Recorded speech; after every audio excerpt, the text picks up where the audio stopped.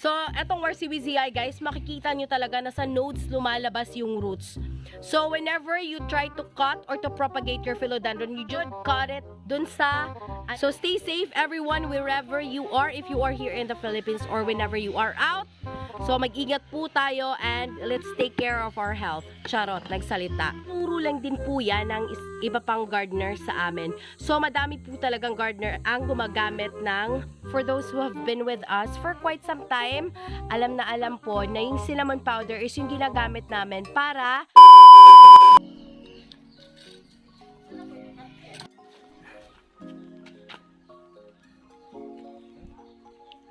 Bantu kay Dida mag-vlog.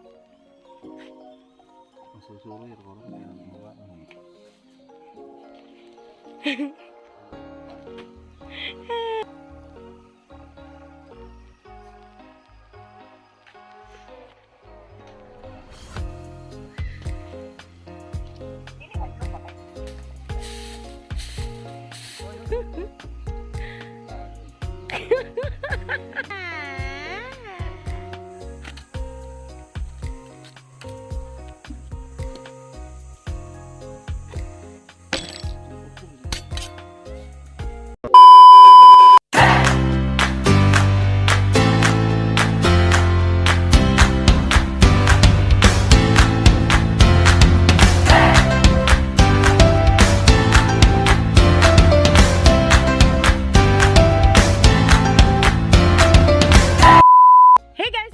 another PLANTZILLA video, and for today's vlog, it's really time for us to propagate our Philodendron WZI. So, eto yun guys, I think this is the 4th time that we will be propagating this, and same mother plant. So, we really tried to propagate this before. Unfortunately, wala pa siyang masyadong maraming roots that are enough for this one to survive. So, as you can see, this is fatter than those WZI that I have been showing you before. Kasi meron akong napakita nga before, pang ilang beses yun, na medyo payat yung WZI. So, I really had to repot it and use another potting mix. Pero hindi pa din siya okay until now. So, this one is so fat and mukha siyang papaya. So, this is it guys. Some people are calling it split leaf philodendron. As you can see, tingnan nyo naman yung mga dahon niya. So, also native from America. So, I think South America. So, ito yung mga pinanggalingan ng mga to, or most philodendrons naman. So, ayan, chine-check niya kung madami na ba talagang roots. Kasi meron ng mga lumabas na aerial roots dito sa upper part. So, ayan, this is really the pot that we have been using para sa kanya ever since, para sa mother plant. So, we will be waiting again kung kailan pa ito magkakaroon ng bago. Before kasi, tigda-dalawa, tigda-tatlo yung ibibigay niya na shoot. But for now, meron lang tayong isa. So, eto lang muna. Are you gonna uproot the entire plant? Baka konti lang iangat ko lang konti. Okay. So, you will just raise it a bit para makita natin yung roots, diba? And where to cut it. So, this type of philodendron, guys, is actually a juicy philodendron. Kapag pinutol mo, nagluluha-luha siya. So, madami na siyang roots, diba? And since meron tayong roots na nakabaon talaga sa soil, we are expecting na sobrang dami niya. Dami niyang sanga sa ilalim. So, i-uproot mo na lang. Okay, so go. So, want the roots to be safe. Okay, twist naman. So, we'll be able to see. Saan mo ikakat? Dito. Okay, go ahead. Hindi na siguro mahirap hugutin yung mga roots niya. So, yung root niya guys, kasi hindi naman siya dark na philodendron. So, yung mga medyo pink or maroon yung kulay ng stem, yun yung mga pink yung new roots guys. But for this one, since this is really green, yung new root niya is white. Maliliit na white guys. So, yun yung mga bagong labas and mga healthy roots niya. So, it's really a sign na healthy yung root kapag white. But, if you are seeing it brown or parang nanuluyo, yun yung mga patay na roots guys. So, ayan, he is trying to uproot it. So, paikot kasi niya nilagay yung mga roots guys. So, paikot din sila tumutubo. Yung iba kasi dumidikit talaga sa pot and medyo mahirap i-uproot. So, kapag pinilit mo, medyo matigas tapos pinilit mo, mapuputol siya. So, the entire careful process would be useless kapag nangyari yun. This is so big and nakaka-recover within just a week. So, ito siya. This will be part of our top cut, diba? So, sobrang dali lang ito. Pwede nang makat. Kasi, hindi naman siya ganun kadikit sa mother plant. So, all you have to do is to cut wherever it is. Okay, dyan lang. Okay na kahit dyan. And medyo mahaba siya kasi sobrang dami na din naman yung roots. So, go ahead. Guys, tong mother na to, hindi namin akalain na sobrang dami nang mabibigay sa amin. Kasi nung binigay ito sa amin, super liit lang. As in, mas malaki pa tong shoot na to. Parang isang ano lang, isang dangkal. Yung mga ganon yung size. Tapos, nung dumating siya sa amin, maybe nagustuhan niya yung lugar, kaya lumaki siya, guys. Kasi yung mga kapatid nito, yung mga dahon nila, hindi ganito yung itsura. So, ang papayat na itsura ng dahon.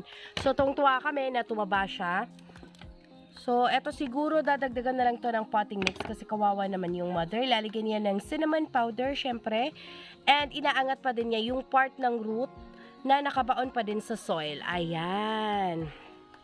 Diba? Kapag ganyan kadami yung mga roots, guys, as in nagre-recover siya in just a week. Fast-growing philodendron siya. Ayan, pinupunasan niya. Medyo juicy kasi yan. Tapos, hindi din siya mabilis mag-rot, guys. Siyempre, pag nalagyan mo ng cinnamon powder, tingnan nyo. Eto, nag-heal to kaagad. So, yan, pinupunasan niya ng cotton. Kasi, siyempre, medyo maluha-luha siya. Para, ma-dry ng konti. Tapos, lalagyan ng cinnamon powder. Wala akong nakikitang sign na mayroong bagong shoot na papalabas. So, let's just try to see kapag naka-recover na to, nabaon na to ulit. Wala talaga kahit anong ikot ko. So, ayan, cinnamon powder na muna. Eto, sa nagtatanong po, kung ano yung gamit sa cinnamon powder, maybe bago ka po sa channel namin. So, yung cinnamon powder po, for those who have been with us for quite some time, alam na alam po na yung cinnamon powder is yung ginagamit namin para mag-heal kaagad yung sugat ng philodendrons namin every time na nagka-cut kami. So, ganito lang po yan yung mga nabibili sa supermarket. Sobrang mura lang po niya. I just forgot how many grams was 27 pesos. So, isang pack yon, hindi naman siya ganun kadami, pero sobrang mura lang and sobrang tagal mong magagamit yung 27 pesos. Turo lang din po yan ng iba pang gardener sa amin. So, madami po talagang gardener ang gumagamit ng trick na yan. So, yun lang din yung ginagaya namin kasi hindi naman po kami expert and hindi pa po kami ganun katagal dito sa pag-garden. Kaya, sa mga nag-share sa amin, syempre, nagpapasalamat kami. So, shout out to Sir Coraje. Thank you so much. So, yun pa din po yung ginagamit namin hanggang ngayon po. And so far, so good. Walang reklamo. Effective siya. And totoo pong nag-heal kaagad yung sugat. Ayan, he's trying to wrap it with fiber, guys. Milyona fiber yung usual namin ginagamit. But I think for today, yung ginamit lang namin is yung simple lang na coconut fiber. So, ayan. Eto mga pot na gagamitin namin, eto, tig-30 daw to. Pero pag ikaw yung directly bumili sa Unicity, nasa 20 pesos lang siya. Or even below than that. So, eto siya. Medyo mahaba kasi yung naputol natin. Kaya, etong medyo mahabang pot yung gagamitin natin. This is the second vlog filmed for today. Shout out po kay Ma'am Joy Delfino of Dawi Negros Oriental. And sa lahat po nang nagpapa-shoutout. Siya kasi yung naaalala ko. Kasi, sa mga bagong sa channel. Sa mga bagong subscribers po ng channel na to, thank you so much. For those who are new to our channel, who just found our channel, we have been filming about plants for quite some time now. Parang more than a year na kami, guys. So, we turned 1 year last June 24. So, we have been filming for the whole year round. And almost every other day, we have a new video. So, marami pong salamat sa sumusuporta. We are just like you, aspiring plant enthusiasts who love to film how we take care of them and just to share our simple ways para ma-share din namin kung paano namin siya ginagawa and to learn from you as well. Of course, life is a constant process of learning, kaya would love to learn from you guys, our subscribers, and would love to impart what we learned through this experience. Thank you so much for being with PLANTZILLA, guys. And, nga pala, I forgot to mention on our past video, 21,000 na po tayo, guys. Happy 21,000 subscribers. Thank you po sa lahat. Maraming salamat po. Hi, Kuya Miel! Ayan, nagtatago siya. So, ayan guys, medyo mahaba nga siya and I think perfect siya for this type of pot that we have used. So, mahaba yung stem niya. So, this is really perfect for this one. Ayan, and of course, we will be putting some soil up until the last root that you can see. Kasi dapat may pagkukunan siya ng nutrients and of course, they get most of their nutrients from the soil. So, ayan. So, depende yon sa kung anong type of potting mix you are using and if your plant likes it. So, matagal din bago namin siya naisipang i-propagate ulit kasi nga, napakita namin before that we have tried to propagate this pero hindi pa enough yung root niya. Unfortunately, nung time na yon, one root lang siya. So, hindi talaga kami nagre-risk na magputol or mag-propagate kapag hindi enough yung root para makapag-survive. So, ayan, he is adding some coco cubes. So, yung coco cubes, guys, ginagamit namin siya para makapag-retain siya ng moisture. Sa amin kasi, ngayong mga panahong to, parang summer pa din. Sobrang init, guys.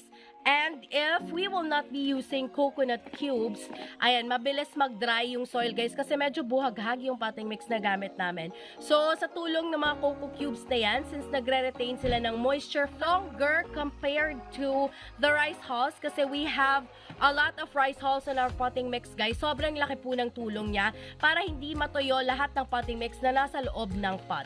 So, ayan, makakapag-survive yung philodendron na to. Although, they do not like really na everyday dinidiligan, guys. So, nagdidilig lang talaga kami every time na nagda-dry na talaga. So, you will know when to water it when you touch the soil and yung first 2 inches from the top soil is dry na. So, from that time, dapat ka na talagang magdilig.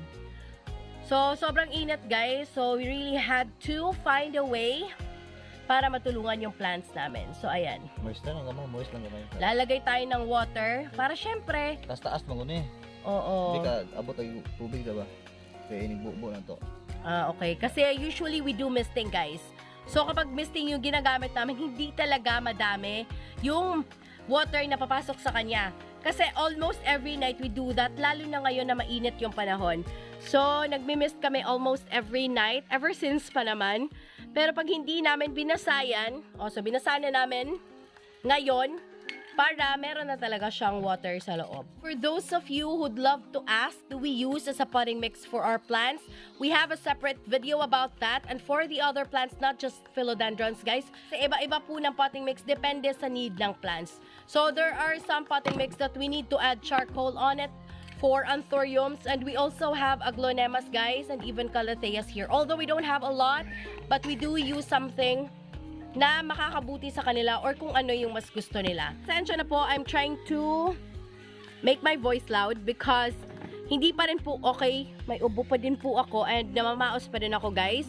So, maybe hindi ko na nga, parang naapektuhan, hindi na ako makarinig sa kabilang tenga ko, ewan ko. Basta I'm just trying to speak loudly para marinig nyo ako. Mag-adjust ko na lang yung volume once nag-edit na ako, guys. Marami pong salamat. I do not know when can I get my voice back. Basta, I'm just trying to speak the way I can kahit namamaos po ako.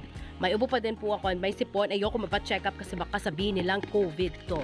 So, sa mga nagpa-vaccine na, guys, sana okay lang kayo. And I do hope that everyone is safe as well. Lalo na yung mga nabasa kong balita. Totoo ba yun na merong earthquake dun sa Davao? Davao yata yun. So stay safe, guys, for those who are near Davao and sa mga taga Mindanao. So stay safe, everyone, wherever you are. If you are here in the Philippines or whenever you are out. So, mag-ingat po tayo and let's take care of our health. Charot, nagsalita. So, guys, if naririnig nyo na may mga baboy na umiiyak, no harm done, hindi po sa amin yon. And umiiyak lang po talaga sila kasi this is the time na kumakain sila. Kaya humihingi po sila ng food. Wala po kami ginagawang masama kung bakit sila umiiyak. And again, hindi po sa amin yon. So, just a quick disclaimer, baka may magtanong sa comment section.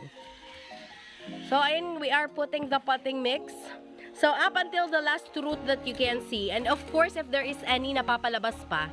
So, etong RCBZI, guys, makikita nyo talaga na sa nodes lumalabas yung roots.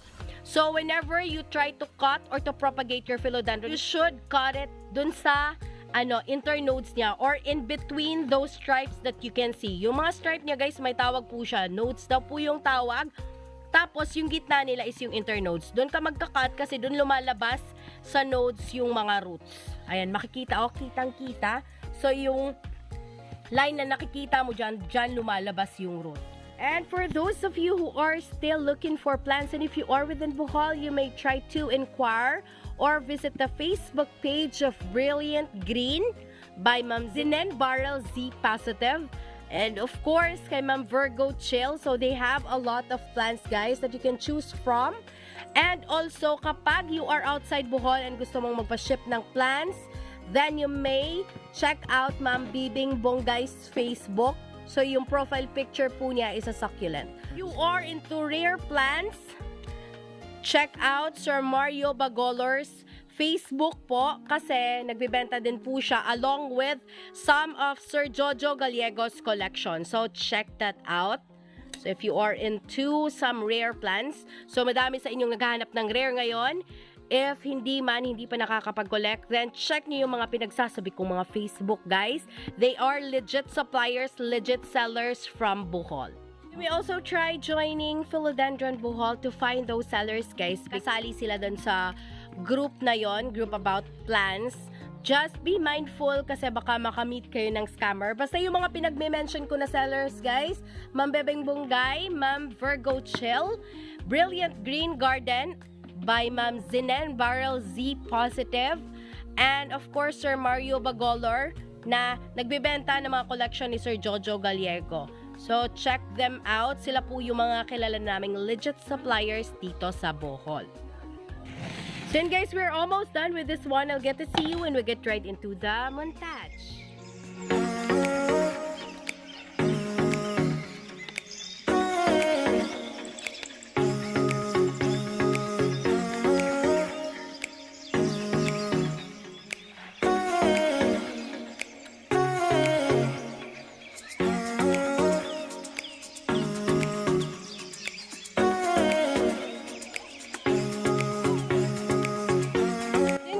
So much for making it till the end of this video. It has been Maria, the voice of PLANTZILLA Bohol. If you haven't subscribed, please click the subscribe button. Itap nyo na din po yung bell icon para ma-notify kayo whenever we upload a new video. Please do consider subscribing to Soroyista TV and Camille Renico Vlogs. Bye!